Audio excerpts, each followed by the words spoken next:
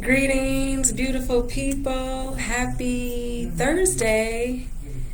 Happy Thursday. Almost to the end of the week.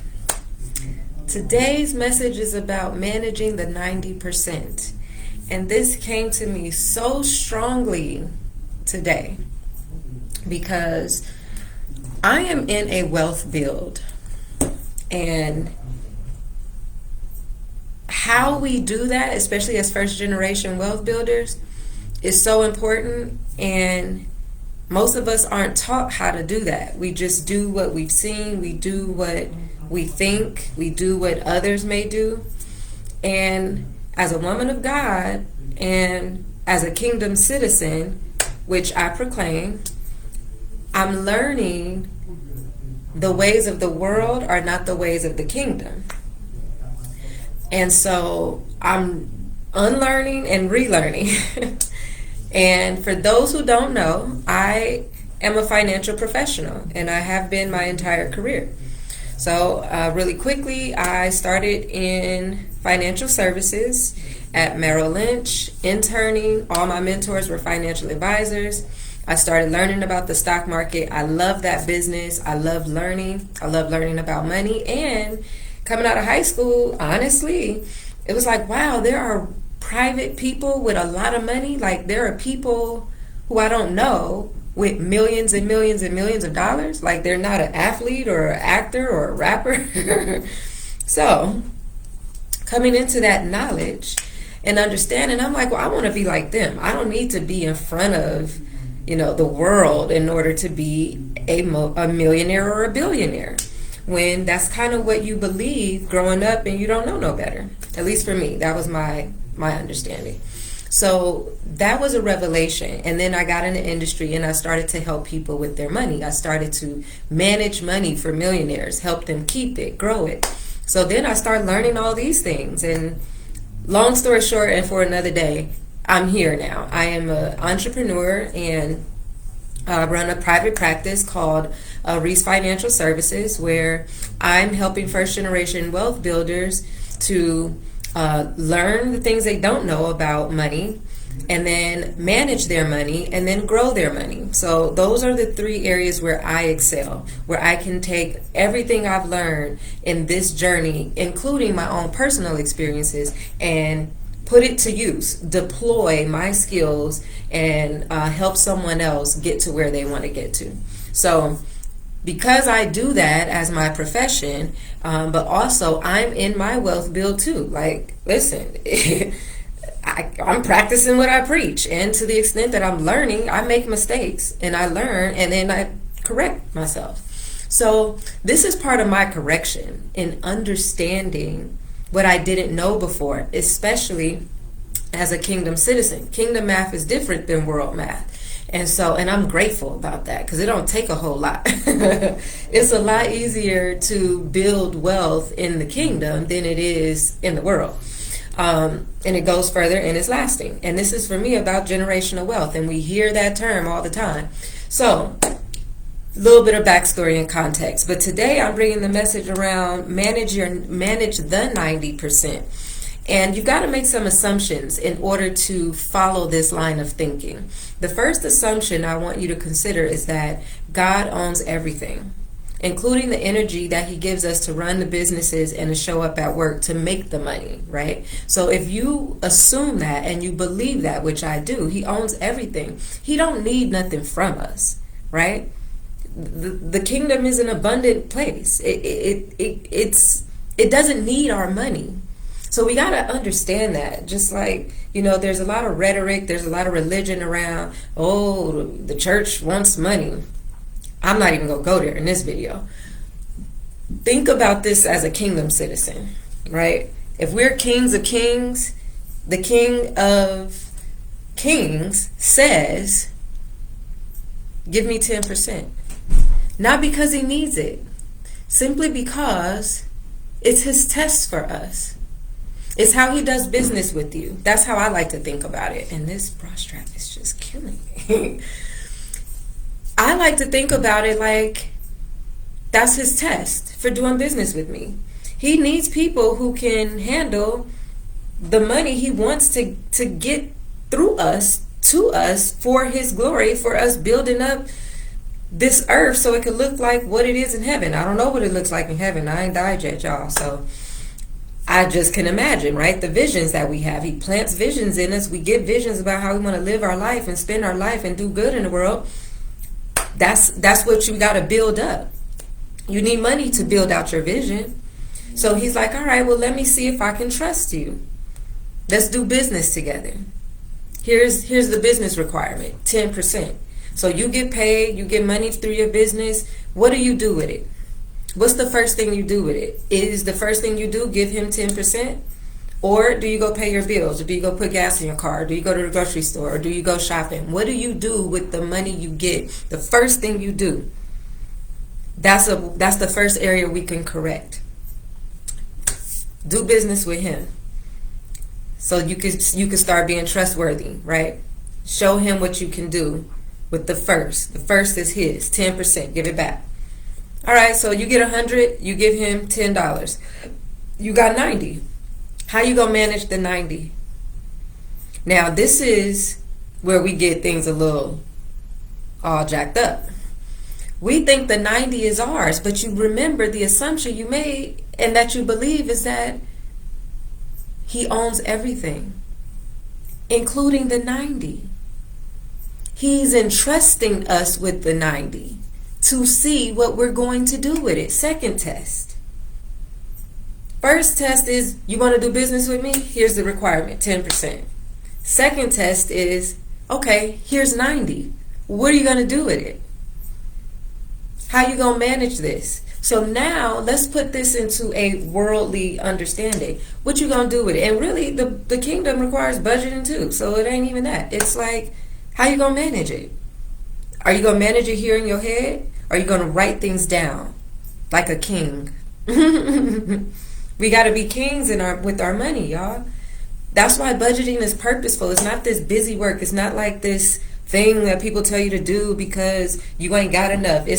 I even heard somebody say it's a tactic of keeping the poor poor. I thought, my God, is that what's being put out here about budgeting? It's a tactic to keep the poor poor. Nevertheless, that's why you get to believe what you want to believe. You know, that is the power of how God designed us. We get to believe what we want to believe. How are you managing your 90% every time you get paid? How are you doing it? Are you just going to do the things you know that need to be taken care of? And if so, that's cool.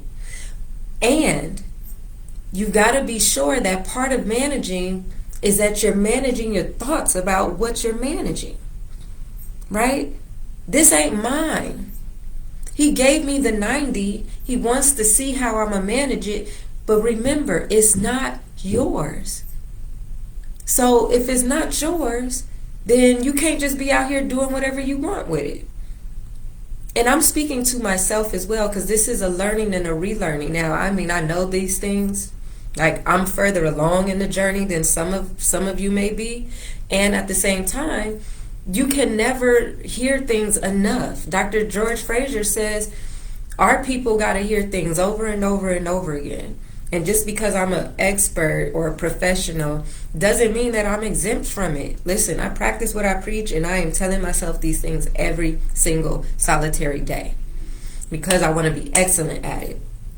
And I want to continue to grow in the strategies that I build. So you can never get tired of the basics. The basics will always carry you through. And this is a basic. This is a basic principle. Manage the 90%. First of all, like it's not yours.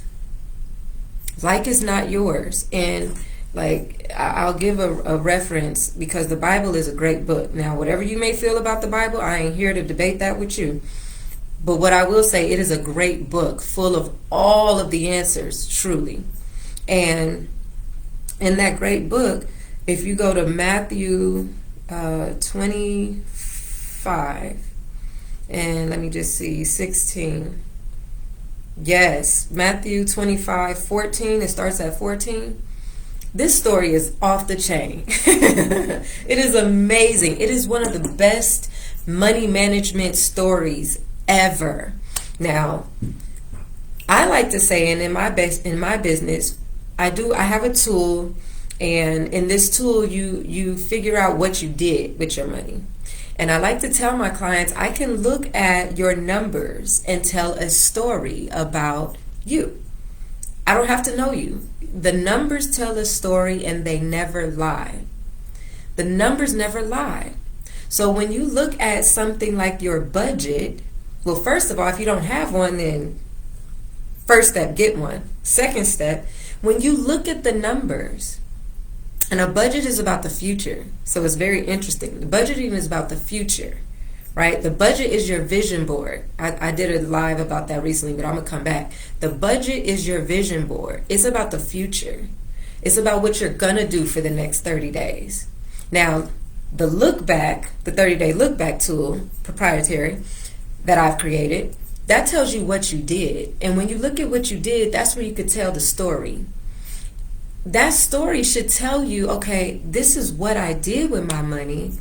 Did I tithe? Did I save? Did I invest? Because money is a tool. It is a resource. And in the kingdom in particular, it is meant to be multiplied.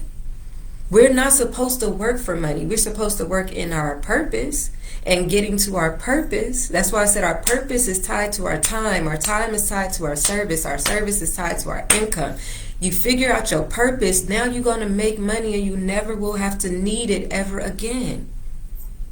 Kingdom, this is kingdom math, right? Like kingdom principles. So, but culture, world will have us think we got to go to work for the money, to get the money to pay the bills. That's not how we should be thinking. We should be thinking, especially if you've accepted the kingdom, right?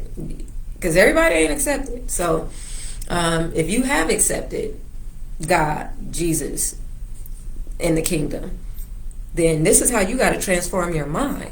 And that's what he said. He said he will transform us by the renewing of our mind. So if you want to become a wealth builder, you got to transform your mind first. How do you think about your money? First, it ain't yours, right? Second, there's a test. There's let's say a requirement, an initiation fee, right? Every time you get paid, you got to do business with God first. He's like the ultimate investor. He's investing in you, but why would he invest in you if you're not a good investment? Why would he invest in us if we're not a good investment? So we prove our worthiness, that we got this return on lock, by managing the 90 properly. Ideally, we need to grow it. Ideally, it's going to multiply. That's how that math works. Money is meant to be multiplied. Ooh, that's nice. Money is meant to be multiplied. So it's not just like paying the bills. That's an expense. So we got to prioritize. And we know this and we hear it, right? Like, pay yourself first. Okay, that's a first great start. Save. Okay, that's great. Invest. Whoa, now the money's working for us. For us. The money should be working for us all the time. All the time. We don't work for money. So if nothing else today, I want you to think that. I want you to think, I don't work for money. Money works for me. Money is meant to be multiplied. I'm the manager of it. It doesn't manage me. So think about how you're managing this 90%, and it's not yours.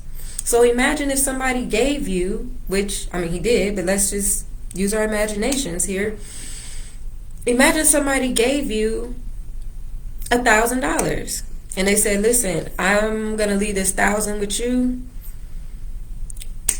I'll check back in on it in 2 years. And that's it. That's all that they gave you. There were no other instructions whatsoever. Now you tell me what you would do.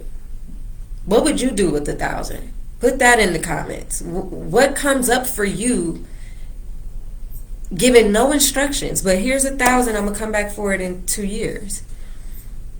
There's several thoughts. One, just preserve it. Make sure the 1,000 is 1,000 when that person comes back. Two, make sure the 1,000 is more than 1,000. Right? Now that's impressive. That's a good manager. And then, blow it out of the park. The 1,000 is like multiplied. So it can preserve, and it's just 1,000. It can grow, and now it's a little bit more than 1,000, or it can multiply, and it's like 3,000, 4,000. You tell me who's the better manager in those situations, the person who just preserved it or the person who multiplied it or grew it. And if the person comes back and they're like, okay, cool, you multiplied it, let me give you some more, right? Let me give you some more, because look what you did. But if you just preserved it, I mean, you didn't even do anything. You didn't manage it. You just let it sit there. That's not management. That's preserving it. And as we're in this inflationary environment, in inflation, your money erodes. So that 1,000 really can't even buy the same amount it would have because of inflation. So it's not even worth the same. It actually, the value of it has gone down because all you did was preserve it. So again, how are you managing your 90? And we want more money, right? Even me. I mean, I said it the other night. I want to make $40,000 a month. Well, part of the reason why I don't have it is because he's not ready to give it to me, because I haven't proven myself worthy to manage $40,000. Maybe I've proven myself worthy to manage $10,000. Okay, well, here's $10,000. It's levels to everything. You will not get more than what you can manage. Why would you? Why should you? So you could blow it? We ain't got time to be blowing stuff. My mom. We don't have time. What we have time for is to get it right, to learn the principles, and then to start implementing them right away. Don't lose any time implementing. Okay? Manage the 90%. It's a test. It's about your trust. And it's about your capability. Are you capable of managing more than what you have?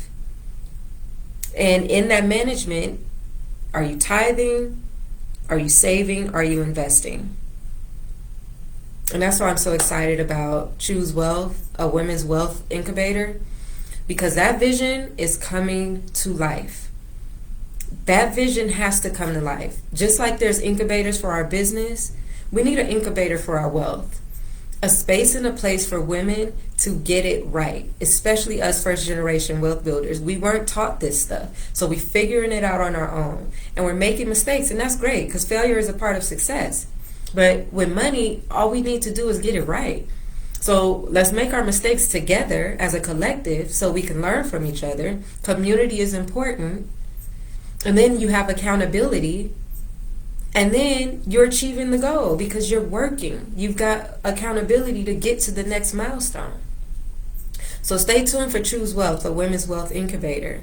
But until then, you need to focus on how you're managing the 90%. If you're getting paid soon from your business or through your job, lay out a plan for how you're going to manage the 90%. Mind you, there's 10% that's his that you should be giving back to him. That's how you get to do business with him. Okay, God, I want to do business with you so that you can do a work. Right? Let him do his part. But if you in the way of everything, he can't even come in and bless nothing. Like, if you don't have nothing for him to bless, so give him something to bless. Give him the 10%, that's the mandate, and then manage the 90. Manage the 90. Start with a budget. Start writing down what you're going to do. Again, the budget is about the future. The budget is your vision board. What's on your vision board? Financially, what are you trying to accomplish? Put it in the budget. And now you can put the numbers according to where you need to put things. I need X amount to go here. I need X amount to go there. I need X amount to go there. That's management. And yes, it takes time. And we've got to devote the time.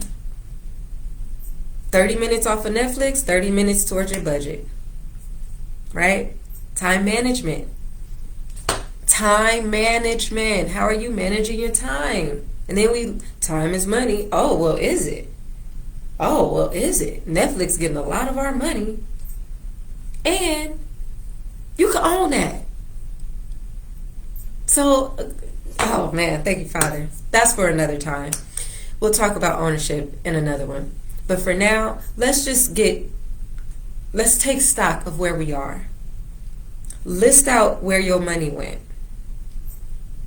I'm going to drop a tool. Okay, Father. Okay. I didn't want to do this, but okay. I'm going to drop a tool, the 30-day look back. It will help you figure out where your money went. Once you know where it went, then you can say, okay, I don't want it to go there anymore. Here's where it's going to go. Now you're budgeting. This is a budgeting tool, but it's a budgeting tool for the past. Budgeting has 3 phases: the past, the present, and the future. What did you do? It's like history. What did you do? Where did you go? How did you spend? What are you doing now? And then where are you going? So we need to take a look back in order to know where we're going. Okay, so I'll drop that tool in the comments after this video so that now you have a tool to take action on what you've learned, right? Mindset plus behavior equals outcome. This is all the mindset. You're unlearning and relearning. Behavior, that's the tool. What are you going to do with this mindset? Outcome. Now I'm going to know where my money went, so I know where I need to put it. I can make some changes. I can increase my savings now. I could decrease my debt even more. Like this, that's the outcome. Wealth building. Mindset plus behavior equals outcome. Be, do, have. You want to be wealthy? What are you going to do? I'm going to use the 30-day look back tool. What is that going to enable me to have? Clarity about where I'm managing my money. Clarity about where I should be putting my money in the next 30 days. Clarity about where I don't want my money to go ever again. All right? All right. Great. Thank you, Father. All right, cool. Have a great day. Have a great day. Have a great day. Peace.